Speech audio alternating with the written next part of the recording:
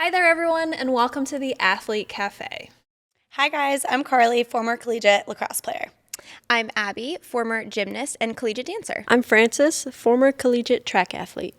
And I'm Emily, former collegiate volleyball player. Let's get into today's topics and see what's on the menu. Large cappuccino. Orders up. Welcome back. Hi.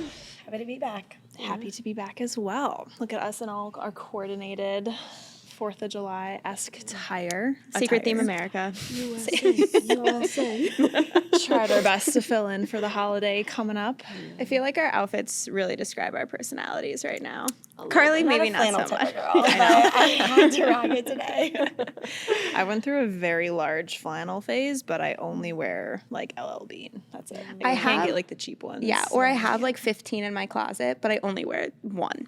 Like I only reach for I the do have a one. Yeah. favorite, But I appreciate like the jean jacket look. Yeah. That's more of where I I usually was gonna say, draw. Frances being the one that's put Cute. together out of our group is spot on. Makes the most sense. But good. Okay, well, good. Well, happy 4th of July to anybody who's listening. I know it's going to come up in a few days after this releases. So excited to have our first holiday that we're experiencing on the podcast. So trying to be a little more festive and bring out some of our personalities for you guys to continue to get to know us a little bit. Okay, so today we want to really talk about, I know in our last podcast we went through the idea of coping with mistakes, but we kind of started off with the thought of like more of the feeling and understanding of coping with mistakes a little bit. So we talked a lot about just what is a composed athlete, what do you view as composure yourself, and then we kind of went into the idea of how our mistakes trigger a certain emotion or a certain belief, which then creates the emotion. So it's not the mistake creating the emotion, it's the belief around the mistake that's creating the emotion. Yeah. So hopefully you guys listened to that episode that aired a couple weeks ago, but I just wanted to give a small recap of that beforehand. So is there anything you guys want to add to that? I don't think so. Sounds pretty good. Yeah. Sweet. So today we're going to get into a little more of the tangibles, kind of like what we promised last time. And I know that's kind of, I feel like when any of our athletes come to us, that's most of the time what they're looking for is how to do it as quick as possible and figure something out, which is totally understandable. But like we always say, it takes time and takes some practice to do it, just like you would anything else. But I know a lot of times any of our clients like to just have the takeaways. So we want to get into some of those today for you. And hopefully as you're listening, I know, Carly, you always say this, some of things work, some things don't. And being able to take what you can and trying something new is always cool too. But being able to see, okay, like what would apply best for me skill-wise, what would be best in my sport. And we're going to give you different examples of how to possibly apply that in different settings and environments too. So we talk about coping with mistakes a lot. So this is It's a reoccurring theme. Yeah. one of our favorite topics, I think. I always enjoy talking about it because it's just like we said last time, it's such a important part of sport and just such a, I think, aspect, and hopefully the way we shed light on it just gives a different perspective. Yeah. And I think it just always comes up, time and time again, no matter how long we've seen an athlete for, because you're always going to be making new mistakes. And, I think kind of back to Carly's point of there's going to be certain things that work for you. There's going to be certain things that don't. And, maybe for this type of mistake, one of these kind of tangible techniques we talk about will work. Then, 6 weeks from now, you're going to encounter an entire different type of mistake, and maybe that one's not going to work. Yeah. So you need to kind of have more tools in your back pocket than you're actually going to need on a day-to-day basis, but having some options. And we always talk about, but I feel like that, to your point, is the timing of when the mistake happens, right? Like, is it in a high pressure situation, bases loaded, you're tied, like you make a mistake, right? Like, or is it, in the beginning of the game, you have a lot more time to make up for it, whatever that looks like. And I think different skills and different tangibles will work for the different timing of that mistake. Yeah. Yeah, that's a great example. I remember specifically, I've talked in more basketball examples for some reason, but like I'll have kids come up and be like, oh, I had the free throw to win the game, and I went up there and I missed it, and I lost the entire game for my team. Yeah. I was like, okay, so if you would have taken that same free throw in the first quarter, in the first 2 minutes, would you have felt the same? No. Okay. Yeah. Why? Like, it's the same mistake, but yeah. just at different points. So understanding that, like, you making that same mistake at a different time, you're not losing the game for your team. Exactly. You're not doing that. And, you might need one of these techniques when you have that, emotion really tied to heavy. it. You're going to need one kind of coping skill. And, if it's in the first quarter and you just, it's not that big of a deal, you feel okay with it, right? It's maybe a different one, a quicker one to kind of help you get over it. So they mean different things at different times, which means you might need different coping skills at different times. I think the beauty of like us and our sessions with our clients is that we provide every single one to them. Like everyone that we know of, we provide because we always say, you know yourself best, right? So, hey, the way I do it, I don't know, you guys could do it differently, but I, state the one, I explain it, and then I say, what do you feel about this one? Like, do you feel like this would be something that would work for you, or are you like, heck no? Like, is this in one ear, out the other type of thing? Or put it in your back pocket, and maybe you're like, oh, maybe this does work more than I thought it was in the moment, right? So those are my favorite moments where they're like, that one's never going to work to me. Like, I kind of think that one's dumb. And then the next day they're like, well, actually, and I'm like, yeah, that's why it's still worth our time to talk about it. And I think, I've done a couple of sessions recently with some teams and some clinics where I'm out, at the facilities working with teams and doing these things. And you can kind of tell who checks out for certain ones. And I've kind of told them, I'm like, hey, this one might not make sense to you, but it might make sense to your teammate. So one, give them, the same respect that they're going to give you for the one that they don't really like. But also, right, like, and I know you're going to kind of get into this in a little bit, Francis, but, maybe it doesn't work for you, but it works for your teammate. But because you understand what that technique is, you can be supportive of them. Or when you're kind of all out of options and your teammate's like, hey, I know you don't really like this one, but it works for me. You've at least heard it. You understand it. So you can, Being open to it. be willing to try something different if nothing else is working that day. Yeah. So what I tell all my athletes in our first session, like any of us are going to give you all the tools, and I want you to pick and choose and create your toolbox. So having all of those things, we're going to spray it all at you, and being able to pick the ones that work for you, or just have an awareness of it, like you said, Carly, is so important. Yeah. So let's get into them. I know. Okay, so I'll start. This is one that, I will kind of give my gymnastics example of it, and then I think maybe if you guys have some other ways that you've applied it with some of your athletes, but it's this technique that we like to call walk it over. So it's the idea of, you make a mistake, and kind of the formula I've explained to athletes is you make the mistake and you kind of have to feel bad about it for a second. Then you need to stop and you kind of need to redirect to the next thing, right? So a lot of these techniques are that stop moment. So it's a really intentional moment. So for this example, you'll pick a spot on the ground between you and kind of where you need to go. So for me, let's say, I fell on beam and I need to walk over to my gym bag, right? I just need to go grab some water. I'm going to pick a spot on the floor, and as I kind of focus on that and as I approach that spot, I'm going to think about all the mistakes, my frustrations, what are my teammates thinking, what are my coaches thinking, how does that affect how I'm going to place or score or anything. As soon as I physically step over that spot, right? So your body and your mind are kind of working together on this piece, which we always talk about, you have to connect the two pieces. Yep. So as you step over that spot physically, right, it's kind of your barrier that you're stepping over. And as soon as you step over that spot, as soon as you walk it over, you got to let go of the mistake. So you kind of leave it in the past, and then you redirect your focus. Okay, what am I going to focus on instead? What am I, I'm still good. I still can do this. I still have another chance, right? And then you get, ready to compete again. So I use this example a lot with my gymnasts, right? When you're competing vault, right? You get two chances. You get two vaults. So you maybe go up for the first vault, you fall, you just kind of stop on the board, right? You fell forward, or you just it wasn't your best, right? As you're walking back, right? You're following a tape measure, right? Because you have your starting number.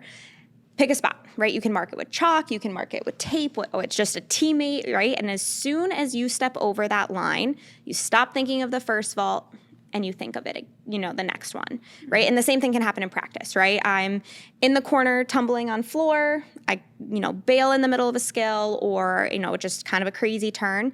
As I'm walking back around the edge of the floor to get to, try it again, same thing. As I approach this spot that I've picked on the line, I'm gonna think about all my mistakes, all the things that are frustrating me. As soon as I step over it, focusing on the next turn. And that's like super similar to like a couple of track events too, like pole vault, long jump, triple jump. Like they have that tape measure kind of lined up, and they have 3 attempts at the height, or like with long jump, they have like 3 attempts to get like their furthest. Their distance. And so like if they make a mistake that first time, they're walking back and they can kind of like pick out that spot to walk it over and leave the last one in the past. I like that.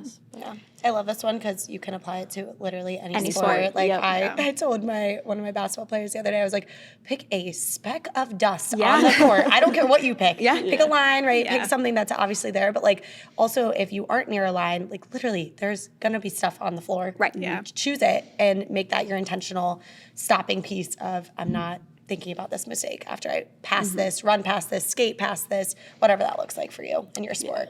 Swimming, right? In Yeah. the bottom of the pool. There's lines in the bottom of the pool. Oh, I like that Yeah. one. I don't know if So- I've talked to a swimmer about that one before. Or like the lane markers, some of them have different colors, right? You swim past one of the colors, like all of those different things. So Yep. it's definitely applicable to many different Yeah. sports, Yep. which is awesome. So And I do think the biggest challenge in this one though is like it comes back to this active choice. Yes, You have yes. to actively choose in your mind, which can be the hardest part Yeah. of saying I just got to let it go.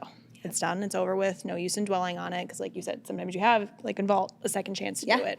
Long jump second chance to do it. So it's like why are we going to let that dictate that next attempt? It's over with. So I'd say that's probably the biggest challenge with this one is like consciously doing it and consciously putting it away, but it can be so helpful for some of these Yeah, situations. and I've had even a couple of athletes, a golfer in particular, and then I think he's hockey maybe. You know, he was trying this and he was almost there, but he wasn't feeling like he was being as intentional with it as he needed to be. And I think same thing for, the golfer that I worked with. She was like, I'm trying, but, I need to focus on it a little bit more. So, she would do it and he would do it while he was skating, that he wanted to skate over his, picked line with his right foot.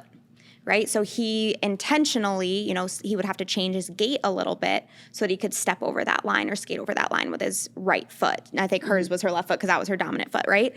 And so that was their way of, they tried it. It helped, but not as much as they wanted it to be. So they took it one step forward, or they made it personalized to them of, I need to really be focusing on that spot and notice, okay, I'm paying attention because I notice that I'm about to step over it, not on my dominant foot or, whatever foot I've decided. And it just brings their intention back to it because they have to think about it a little harder.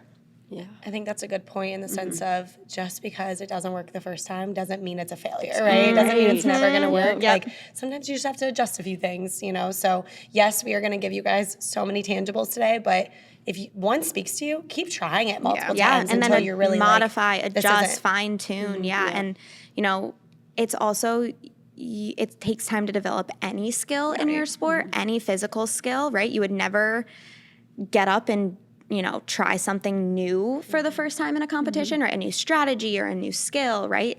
Just like they take time to develop and practice, right? It's going to take time to develop these mental skills too. It's the same thing. So you just got to be patient with it sometimes, which I know is so hard to hear. And it's so frustrating sometimes, but it does take practice. Right. That's why we talk about it so many times over and over again with these same athletes that we work with. Yeah. Cool. Definitely. Okay, so that's the first one. The Yeah. walk it over. Walk it over. Walk it Yep. over technique. I think, I think one that I feel like is most popular with like all of my athletes, the one that they like the best is the like flush it mistake, coping with mistake. And so, I like this one because it's something that like each of my athletes can like pick their own thing That's with. what's so helpful. It's like a physical or like symbolic gesture that you do to like tell yourself that you're like flushing it out of your system. You're flushing out of that mistake. And so like I know a lot of my basketball athletes, they like wipe the bottom of their shoe because that's like something that like if you do that in a game, no one's like looking at you weird, right? Like that's like typical for your sport, but they can be like intentional about it and like do that as like a gesture of like, okay, I'm letting go of that like missed shot or like bad play, whatever. And like every sport can like pick something different. Like I've had people like fix their ponytails, like tighten classic. that, right? I've had people like fix their hat, like with baseball, and like you can literally make it anything, but like tying in that like physical piece to it is like that physical reminder that you need to flush it out of your system.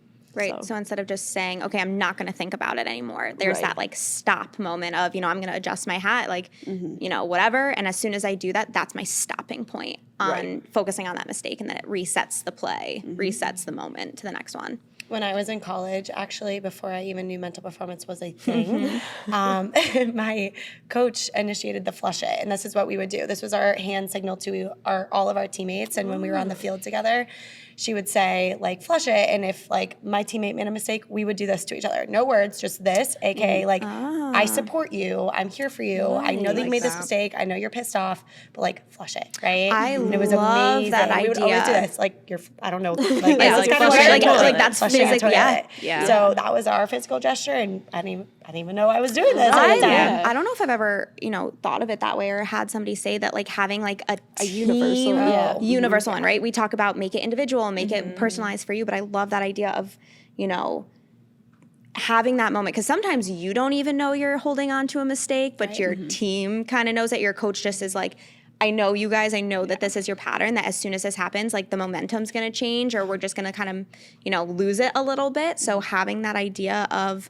let's have something as a team where, with that, coach saying flush it or whatever, you don't have to explain to your team at that moment what that means, right? It's not this big, long conversation. It is a quick, immediate, everybody understands what the concept behind that is. And I love that. It was super nice because, and I'm sure you guys hear this too, but I hear a lot from my athletes, like, I'm so concerned about what my teammates are thinking of me when I make that mistake. And so when you have your teammate literally go into you, it is okay, flush it. Like, there is nothing better than that feeling of like, okay, so if they don't care, like, why should do I I be care? caring, right? I totally forgot about this, but I've been working with a coach lately, and he's a softball coach, and he was saying that I don't know if he knew her or he had read it somewhere, but there was one of the college coaches, she's very well known in the softball world, but she actually bought like a plastic toilet Genius. and stuck it in their dugout. And every time, I forget how exactly it worked, but every time the girls would come in and like something had happened, whether it was like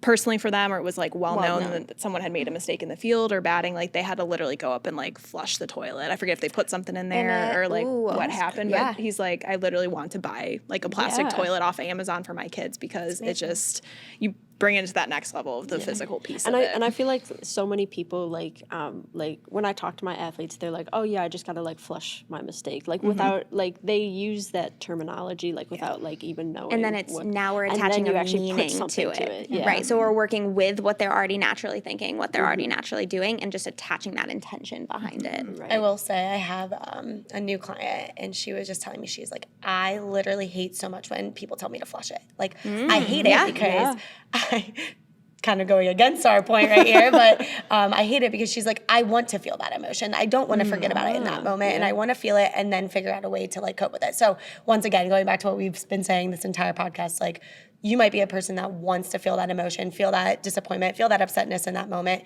and that's fine. But this is a good way for you to just be like, okay, I feel it, and then I'm letting it go. I was gonna say, like, that's an adjustment still, of you don't have to flush it right away and pretend it's not there, but feel it for a few minutes and then flush or do whatever you have And I to think do. that's an important thing. Like, a lot of athletes need to let go of those feelings and kind of cope with these mistakes in the moment, right? For her, she doesn't, but she knows why.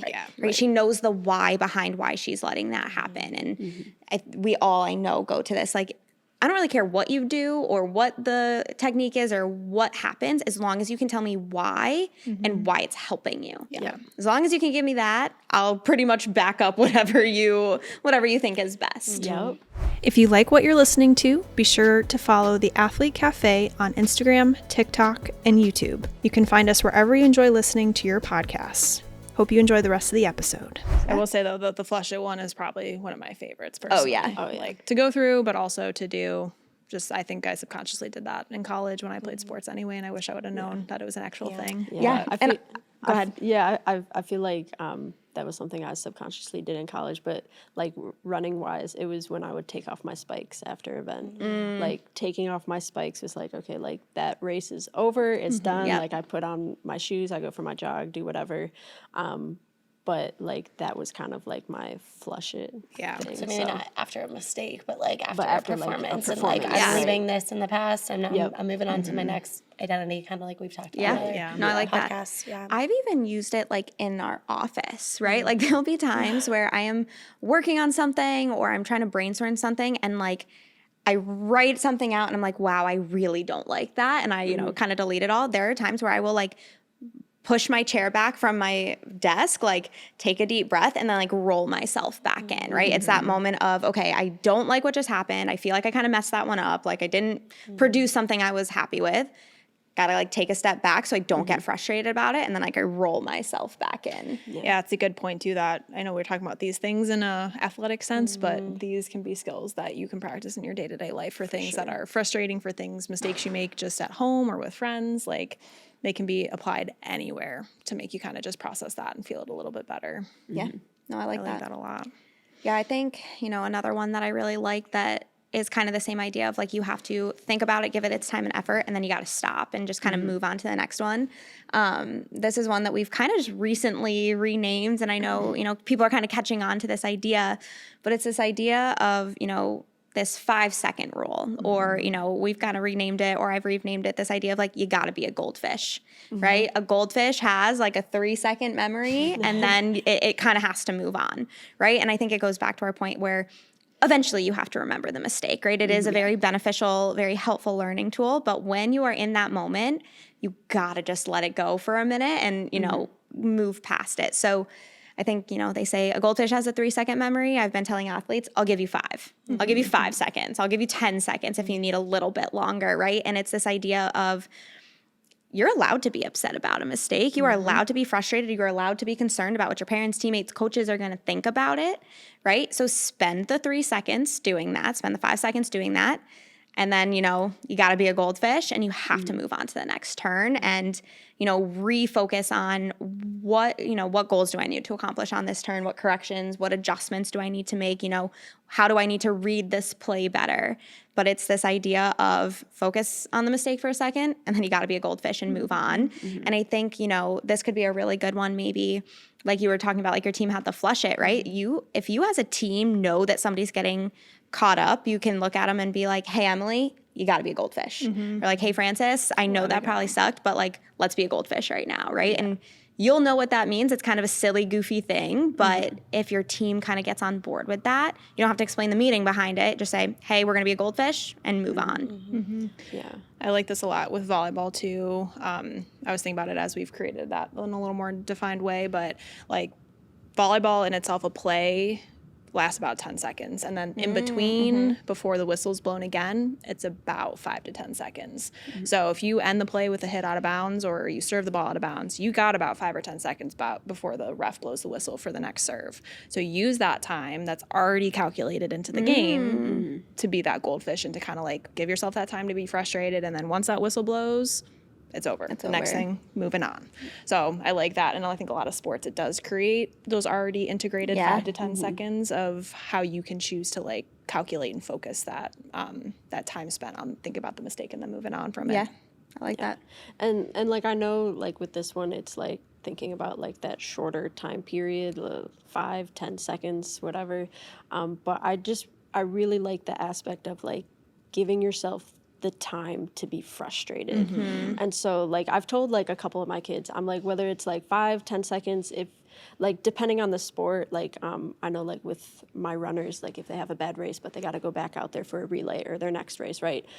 Giving themselves like a minute or two to like sit by themselves, not in the tent, like not around anyone, but like sit there and just like stew in those emotions, but like just having that moment to just process it and let that emotion kind of like regulate itself, and then you get up and you get your spikes and you're like, okay, I gotta get back out there. But like I feel like that's so valuable, just giving that whatever amount of time that is, like that fits in your sport, but giving that space to be like, it's okay to be frustrated. No one's telling you that you have to be happy after you make a mistake. Like that's not the response that's gonna come. So you're going to be frustrated, you're going to be disappointed, there's going to be that like negative feeling, so allow that space and then pack it up. kind of thing. I love that idea of like sometimes you just gotta throw yourself a pity party. Yeah. I tell my athletes all the time there is power in having a pity party, and kind of to your point, go take a minute or two and sit in those negative feelings. Sulk a little bit, feel bad for yourself. Get it out of your system now. Like dedicate a specific place and time to feel bad about it. Yep. Get it all out and then move on. Because, if you don't do that, little bits and pieces are going to bubble to the surface throughout the rest of the day, right? So give yourself a minute or two, give yourself a pity party, get it out of your system so it doesn't keep creeping in the rest of the day. And I think, for parents who are listening to this, like the car ride home, whether you are an hour away from your event, whether you're 10 minutes away, like give your kid that time in the car to not speak about what just happened. Give your kid that time to be upset, right? Yep. Like I've had a lot of parents be like, well, my kid's throwing a fit. And I'm like, well, they're upset about their performance. Right. Let them be upset, you know? So that's set amount of time. I love that set amount of time. I think that's a really good one. Yeah, I like it a lot. What was the last one we had? The positive teammate one. So with this one, so I like this because it was something that one of my baseball kids, before we even talked about like how to handle mistakes, he was just like, he was talking about like in a game, he like made a mistake and he was like, but like, I know like if my teammate made it, like I would just tell them to like, oh, like get the next one, like you're fine. And so he was like, so I just told myself that. And I'm like, yeah, that's one of the ways you can do it. And so, yeah, like this positive teammate, positive coach one is like what you would say to your teammate if they made a mistake. So why can't you say that to yourself in those moments? And like being able to like be that supportive teammate for yourself, or like if like your coach is like really supportive after, like what would a positive coach say to you in that moment? And being able to use that internally and actually tell yourself that. So I thought that was I like really that cool. one. I like that one too.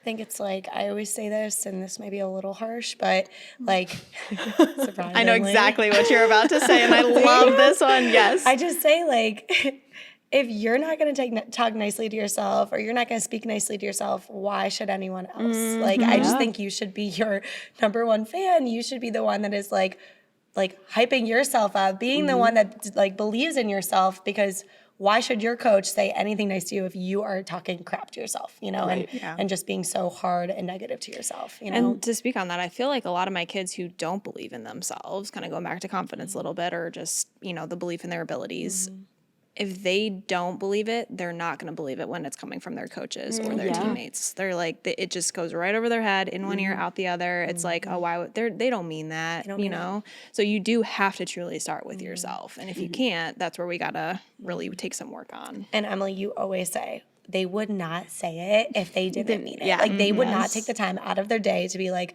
great job, or you're killing it, or I'm proud of you. Like if they did not mean that. Right, they have too many other things to worry about to come up with. Yeah.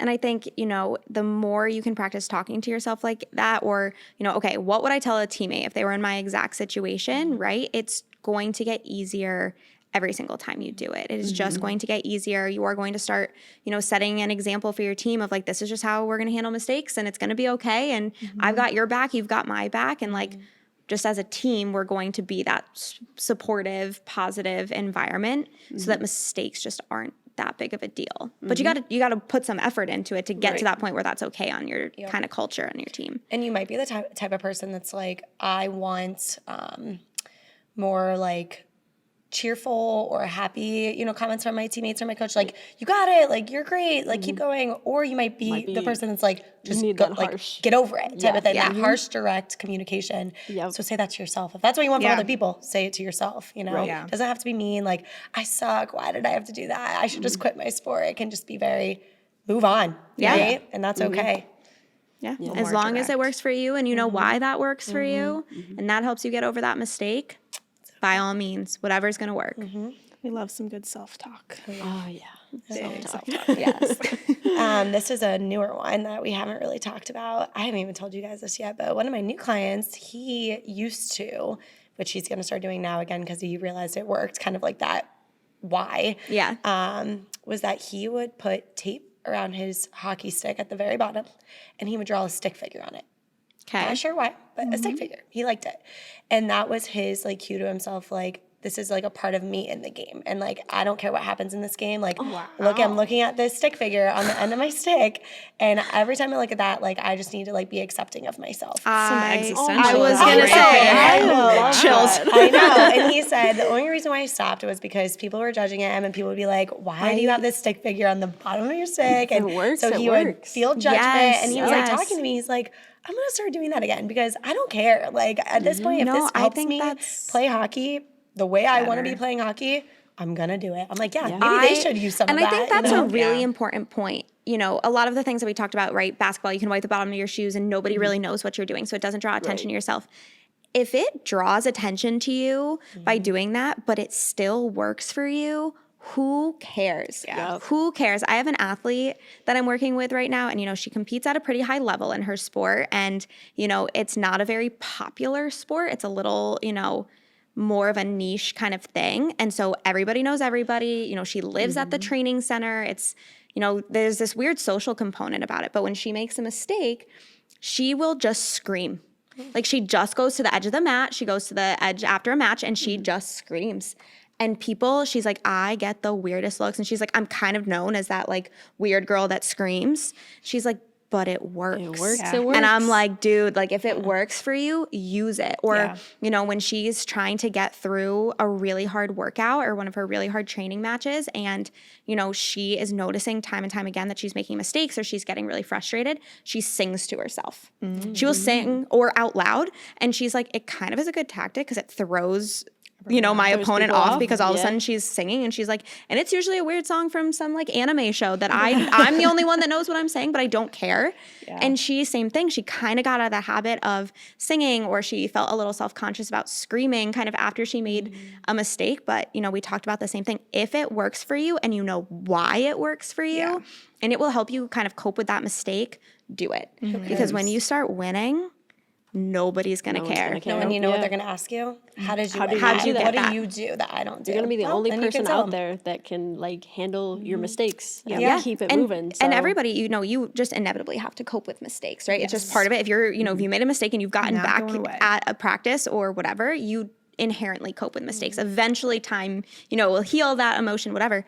But if you can do it intentionally and figure out how to do it purposefully and on like doing it on purpose, we talk about time and time again.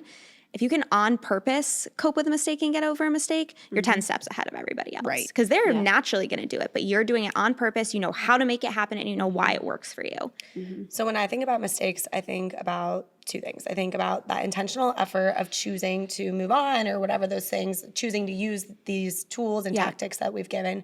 And then the other piece I always think about is just the acceptance piece of like, mistakes are going to happen. They are part of sport. I'm accepting it. And I think one of the coping with mistake strategies that I also share with my athletes that I personally don't love, but some people love them. And so that's why it's much, important to and still that's why bring it's it up. important to bring it up, are the using like, and I will say I've kind of tweaked this a little bit. Like the way we used to frame it was using 4 get out of jail free cards. And honestly, I've kind of just stopped giving that 4 number. I've kind of just said like use get out of jail free cards, kind of like that play on Monopoly in the sense of like, how many do you want to give yourself that day? Do you want to give yourself 4? Or is 4 not a realistic number? Is it 2? Is it 10? Like, I don't know. it I just don't care. depends. Yeah. It's just that is a card that you are in your mind giving to yourself. Or I say, create some, like draw some, laminate some. I don't care what you do. Yeah. Get the Monopoly game from your house and Right. pull the cards out. Because you like- know everybody has Monopoly sitting at their house right now. Yes, and use that and say, I am choosing to forgive myself for this mistake, and I'm choosing to get out of jail free for any like